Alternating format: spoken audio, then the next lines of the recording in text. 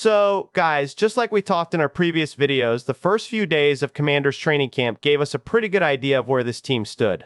The defense kept making plays, the offense was still getting comfortable in the new system, and everyone knew the real evaluation wouldn't begin until the pads finally came on. Well, that day is here, and let's just say the first padded practice did not disappoint. So, let me break down everything that happened in the Commanders' first padded practice, the biggest winners and losers, the plays everyone is talking about, and why this practice could be a turning point for the rest of training camp.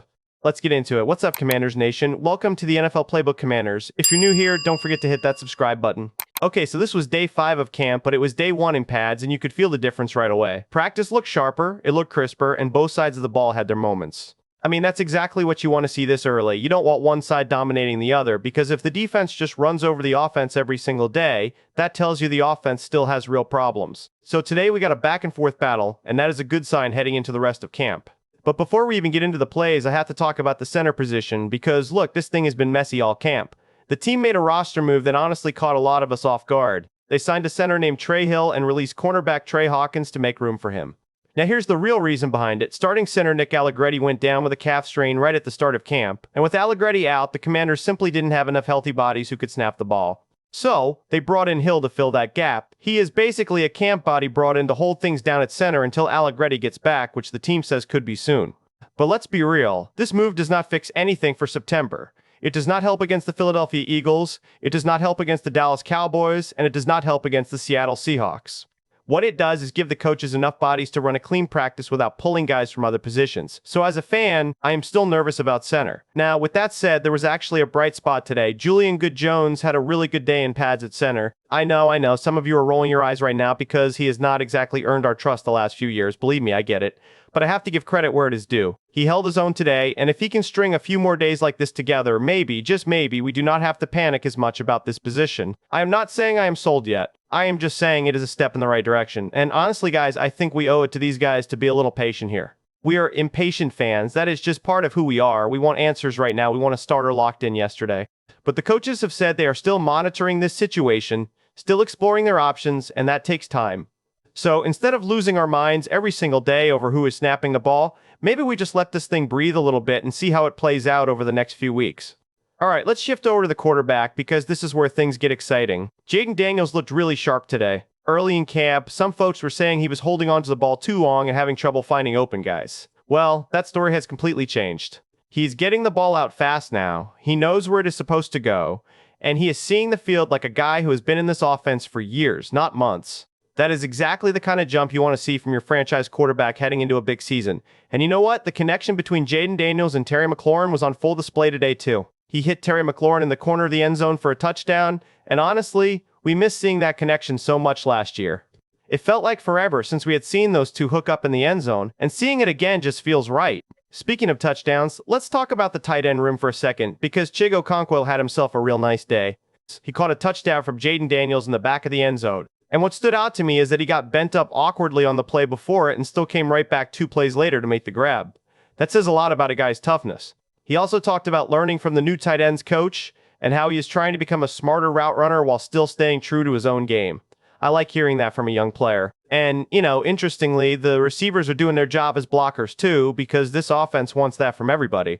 Luke McCaffrey has been praised for his blocking ability since he entered the league, and the coaches want to see the whole receiver room step up in that area this year, especially now that the pads are on and things get real physical up front. Okay, moving to the backfield, because this is where I got genuinely excited watching the highlights come in. On the very first goal line rep of the day, Jacory Croskey-Merritt got stuffed on his first carry, but he bounced right back and scored a touchdown in the corner of the end zone a little later. That is the kind of response you want from a runner. You are not going to win every single rep in this league, so how you respond after getting stopped says a lot. So overall, this running back room is deeper than people are giving it credit for. Between Jacory Croskey-Merritt and veterans like Rachaad White and Jeremy McNichols, there is real competition happening, and that competition only makes the whole group better heading into the season. When you start counting the names in that room, the depth alone should scare opposing defenses. Sure, once the roster gets trimmed down, some of these guys will not make the final cut, but right now, in camp, having this many capable bodies competing every single day only raises the level of play across the board. You want competition at every spot on the roster, and this room has plenty of it. Now, before we jump to the defense, let's touch on special teams real quick, because the kicking competition has been fantastic to watch. Both Jake Moody and Drew Stevens have been money all camp. Jake Moody stayed perfect again today, and he is now a ridiculous 22 for 22 through camp. Drew Stevens is right there with him at 21 for 22, with more leg strength but slightly less consistency so far. The coaches have said all along that consistency wins this battle over raw leg strength, and right now both guys are giving them a real problem to solve, which is exactly the kind of problem you want.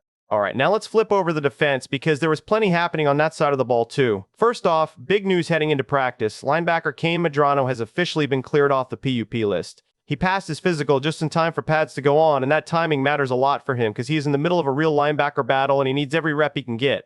Speaking of that linebacker room, Al Cajo has quietly been putting in work this camp, and he actually picked off a pass today. Guys like him are exactly why nobody in this league is ever truly safe. When one guy goes down or misses time, the next man steps up, and sometimes that next man plays well enough to make the coaches think twice about who deserves the reps once everyone is healthy. Now for the secondary, there is a lot to unpack. Trey Amos, along with punter Tressway, is being evaluated on Thursday to see if they're ready to return to practice, but from what people are seeing on social media, Trey Amos looks close. He was already jogging around and joking with teammates before practice even started. As Mike Sainristil, the coaches have been moving him around between the slot and outside, but it sounds like they eventually want to take a long look at him as a true outside corner. If you remember his rookie year, things really settled down for him once he moved outside, so that plan makes a lot of sense. Up front, the pass rush group is starting to take shape, even without Dorrance Armstrong back in the mix yet. The energy from that group has been noticeable, and the coaches are excited about the athletic upside they are seeing from the newer additions who can drop into coverage when needed, which gives this defense more disguise and flexibility under Daronte Jones. One more thing worth mentioning on defense. There is an elevated role being talked about for a player who has mostly been known for special teams up to this point. It is honestly a hard thing for some of us to wrap our heads around after watching him in one specific role for so long, but this is a new scheme. And sometimes a fresh system brings out something in a player that we simply had not seen before. I am not fully sold yet, but I am willing to watch it play out before I make up my mind.